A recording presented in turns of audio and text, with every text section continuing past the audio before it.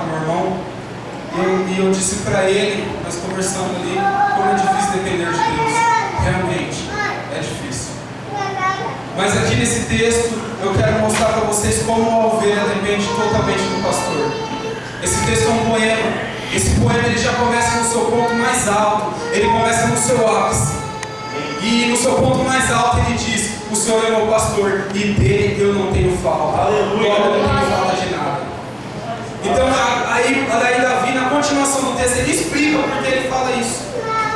Ele explica por que de nada eu tenho falta se eu tenho pastor. De nada eu tenho falta se eu tenho o Senhor como meu pastor. Aí ele continua, ele diz: deitar-me faz em verdes pastos. A ovelha depende do pastor para comer, totalmente. A ovelha fica tão saciada pela comida boa que o pastor dá para ela, que ela deita sobre a comida, sobre pastos verdejantes. Ela deita sobre a comida porque ela está farta. Ela depende totalmente do pastor para comer. Guia-me mansamente as águas tranquilas. A ovelha depende totalmente do pastor para beber água. A ovelha tem medo de águas turbulentas, mas o pastor ele anda quilômetros para achar águas tranquilas para dar para a sua ovelha. A ovelha depende totalmente do pastor para tomar água. Refrigera a minha alma. A ovelha depende totalmente do pastor para consolá-la. Eu fui ver no dicionário o que significa refrigerar a minha alma.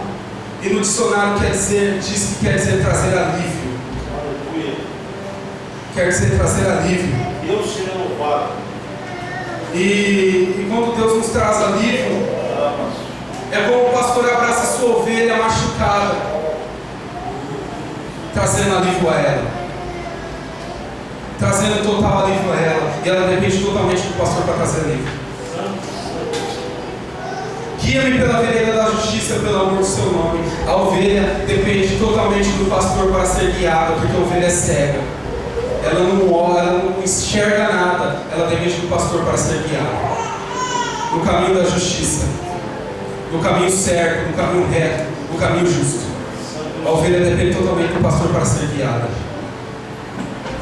Ainda que eu andasse pelo vale da sombra da morte, não teria medo, não temeria mal algum, porque tu estás comigo, a tua vara e o teu cajado me consolam. Aleluia.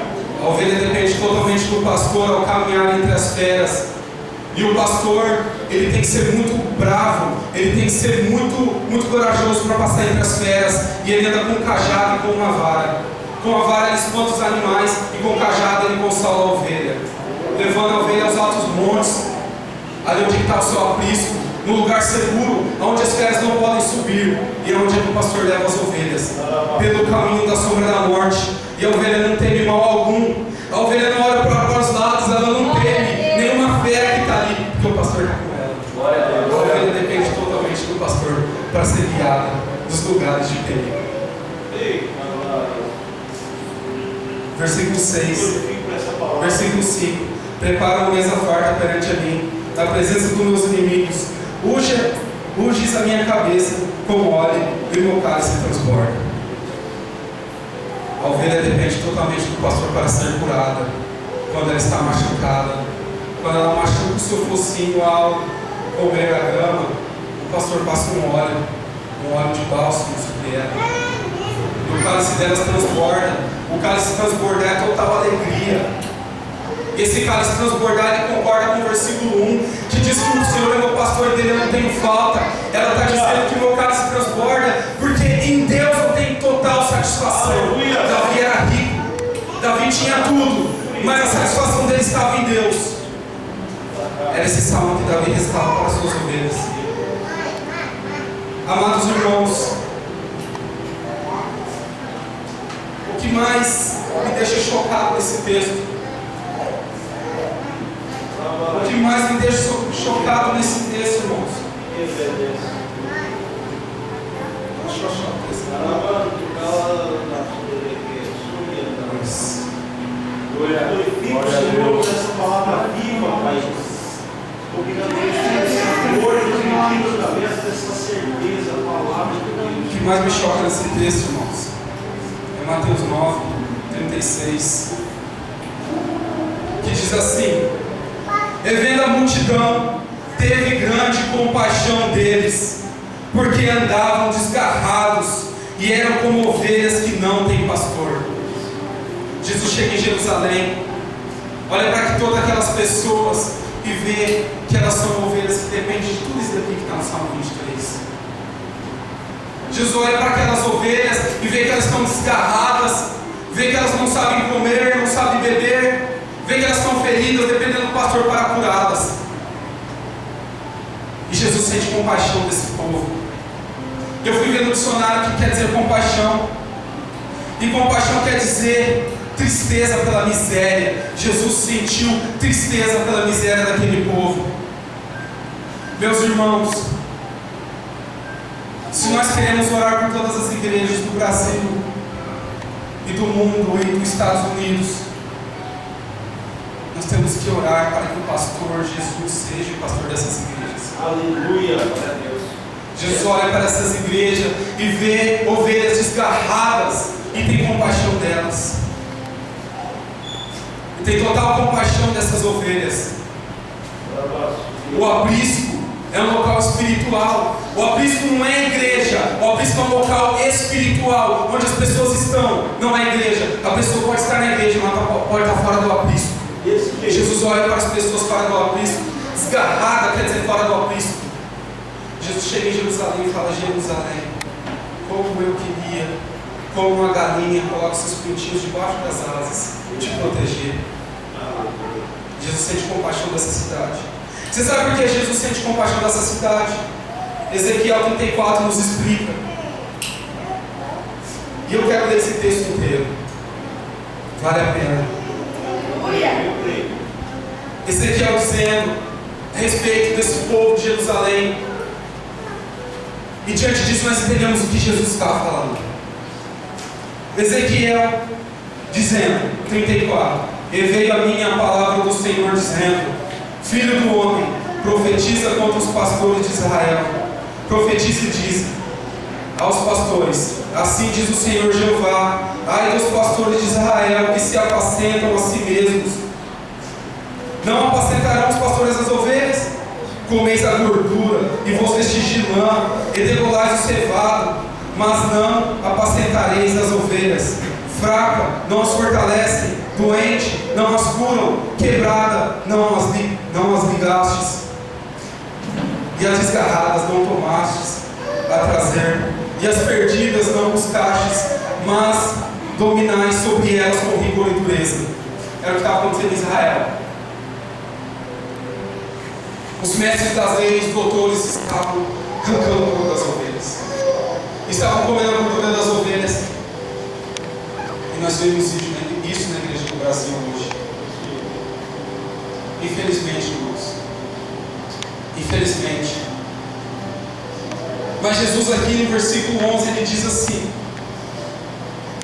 porque assim diz o Senhor Jeová, eis que eu mesmo procurarei as minhas ovelhas e as buscarei. Aleluia. Como o pastor busca o seu rebanho no dia em que está no meio das suas ovelhas dispersas, assim buscarei minhas ovelhas e as farei voltar de todos os lugares por onde andam, espalhadas no dia de nuvens e de escuridão. E aqui ele começa a falar tudo que Davi fala no Salmo. Ele fala que vai suprir todas essas necessidades. Aleluia. E Jesus conversando com os discípulos. Jesus conversando com os discípulos em Mateus 26, do 31 ao 32, ele diz: meus discípulos amados, a Páscoa está chegando. Vocês vão se escandalizar de mim, porque o pastor será ferido e as ovelhas serão dispersas.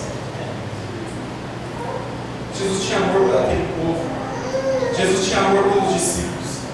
Jesus amava e amou-os até o fim, todos, até Judas, Pedro, todos. Jesus amou-os até o fim. E ele disse: vocês vão escandalizar de mim, eles vão me ferir, cumprindo a profecia de Zacarias, que diz que ferirá o pastor com uma espada e as ovelhas se perderão. Só que ele continua o texto. E no versículo 32 ele diz assim: mas eu vou atrás de vocês quando eu ressuscitar. Eu vou encontrar vocês lá na Galileia. Eu vou encontrar vocês. E João contando essa história. João diz assim: estávamos nós na praia pescando, eu, Pedro e outros discípulos. De repente veio um homem. E esse homem chegou a nós e perguntou: vocês têm algo de comer? E eles respondem: não temos nada. Pescamos a noite inteira e não pegamos nada. Esse homem diz para eles: lança a rede. De novo. Ele lança a rede. Quando eles pegam mais de 50 peixes, João olha para Pedro e fala: Pedro, esse é Jesus. Pedro, desesperado, pula no mar. Eles pegam aqueles peixes, esse homem junta as brasas com o fogo, coloca um peixe e começa a assar aquele peixe, distribui para os discípulos, todos comem, e no final daquela ceia, ele olha para Pedro, nos olhos de Pedro, sentado na praia, Pedro sentado na frente dele, olha nos olhos de Pedro e diz: Pedro, tu me amas mais do que estes? Pedro responde: ah, sim, o Senhor sabe. Aí ele fala: apacenta os meus cordeiros. Depois ele pergunta de novo: Pedro, tu me amas? E Pedro fala: ah, sim, o Senhor sabe que eu te amo. Ele fala: Pedro, apacenta as minhas ovelhas. E depois Jesus pergunta de novo: Pedro, tu me amas? Pedro, emocionado, ele disse: Jesus, o Senhor sabe de todas as coisas, o Senhor sabe que eu te amo. Ele fala: Pedro, apacenta minhas ovelhas. Irmãos, o que nós aprendemos com isso? Jesus, Ele quer pastorear nossas igrejas. Jesus, Ele quer pastorear a sua vida. Aleluia.